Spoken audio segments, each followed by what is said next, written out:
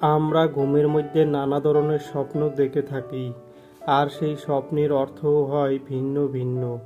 আজকে আমরা আলোচনা করব, স্বপ্নে যদি কেউ খেজুর দেখতে পায় তাহলে সেই স্বপ্নের কী অর্থ হবে। আগেই বলে রাখি, স্বপ্নের অর্থ বয়স ও নারী পুরুষ ভেদে ভিন্ন ভিন্ন হতে পারে। কেউ যদি স্বপ্নে দেখেন খেজুর খেতে, তাহলে ওই ব্যক্তির কোনো রোগ থাকলে সেই রোগ ভালো হবে।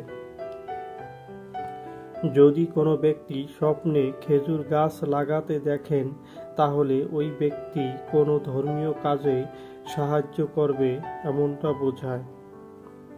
যদি কোনো ব্যক্তি স্বপ্নে দেখেন খেজুর বিক্রি করতে, তাহলে ওই ব্যক্তি কারো উপকার করবে এমনটা বোঝায়।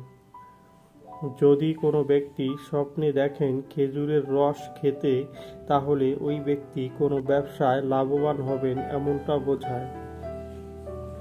যদি কোনো ব্যক্তি স্বপ্নে দেখেন খেজুর কিনতে, তাহলে ওই ব্যক্তির আর্থিক উন্নতি হবে এমনটা বোঝায়।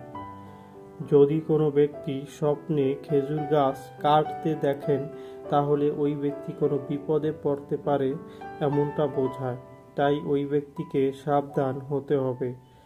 যদি কোনো ব্যক্তি স্বপ্নে দেখেন খেজুরের গুড় তৈরি করতে, তাহলে ওই ব্যক্তির মনের ইচ্ছা খুব শীঘ্রই পূরণ হবে।